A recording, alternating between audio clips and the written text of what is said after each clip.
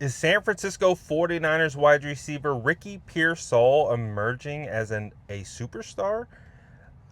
I think a lot of 49er fans might actually agree, but this was the take from Ryan Fitzpatrick on his show. And I'm really curious to see what you guys think about this because it's an interesting take from Fitz, and Wit is the name of the podcast. And uh, they kind of go through the 49ers whole kind of season so far in its totality.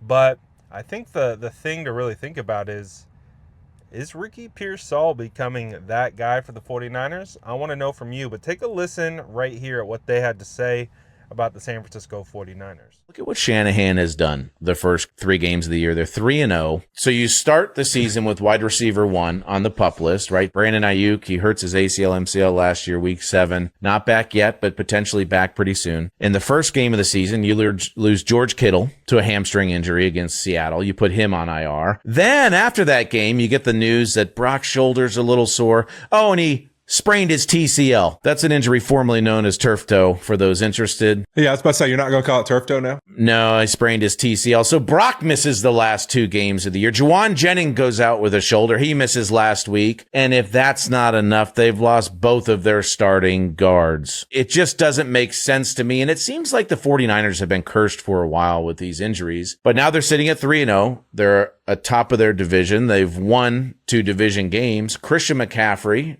has been healthy. Look at what Shanahan has done the first 3 games of the year. They're 3-0. So you start the season with wide receiver 1 on the PUP list, right? Brandon Ayuk, he hurts his ACL, MCL last year, week 7. Not back yet, but potentially back pretty soon. In the first game of the season, you lose George Kittle to a hamstring injury against Seattle. You put him on IR. Then after that game, you get the news that Brock's shoulder's a little sore. Oh, and he sprained his TCL. That's an injury formerly known as turf toe for those interested. Yeah, I was about to say, you're not going to call it turf toe now? No, I sprained his TCL. So Brock misses the last 2 games of the year. Juwan Jennings goes out with a shoulder. He misses last week. And if that's not enough, they've lost both of their starting guards. It just doesn't make sense to me. And it seems like the 49ers have been cursed for a while with these injuries. But now they're sitting at 3-0. They're atop of their division. They've won 2 division games. Christian McCaffrey has been healthy.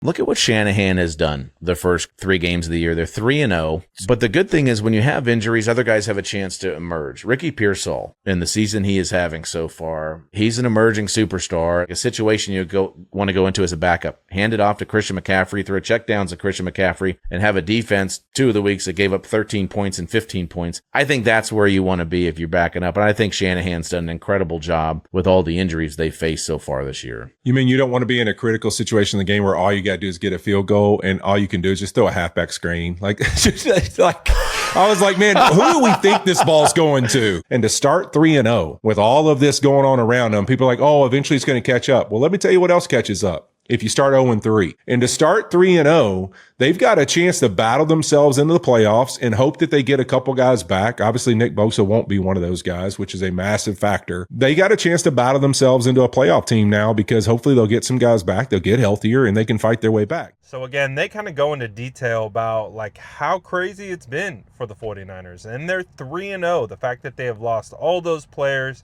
they have gone through so much early adversity, but they have been able to play well and pull out wins when it matters most. And on top of that, with Juwan Jennings being down, no Brandon Ayuk, and all these different types of situations, obviously Ricky Pearsall has emerged. Ricky Pearsall is 3rd in the NFL right now in receiving yards. Like, that's impressive. That is, I don't know if a lot of people had that on their radar. I think, if you follow fantasy and you follow those types of projections, I think a lot of people knew that Ricky Pearsall was going to get some targets. I think if you followed any of the training camp coverage, and I don't think it mattered who you followed, because anyone who was at training camp saw the connection that was building between Brock Purdy and Ricky Pearsall, and you knew Ricky was going to get targeted. You knew he was going to be heavily involved. But I think one of the things that is really cool is seeing Ricky's production maintain, whether it was Brock Purdy or whether it is Mac Jones. He is QB proof. It really doesn't matter Ricky Pearsall is going to go out there and he's going to make plays. And if he can stay healthy and he can stay on the field, this guy absolutely has a chance to be 1,000-yard plus wide receiver. And I mean, he's trending. He's trending towards all pro numbers right now. So it's going to be fascinating to see if this pace can maintain. I do think there is a chance, obviously, with George Kittle being out, who I really do believe was slated to be the 49ers wide receiver one this year, in getting a majority of the targets and looks. A lot of those have shifted to Ricky. And I really do think Ricky has a chance to be a guy who really takes pretty substantial steps forward. So I'm excited to see what comes of this.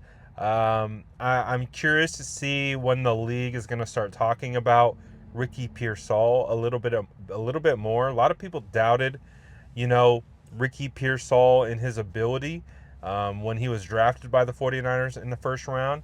Myself specifically, I was surprised that the 49ers took a wide receiver. I was more surprised by the position that they selected.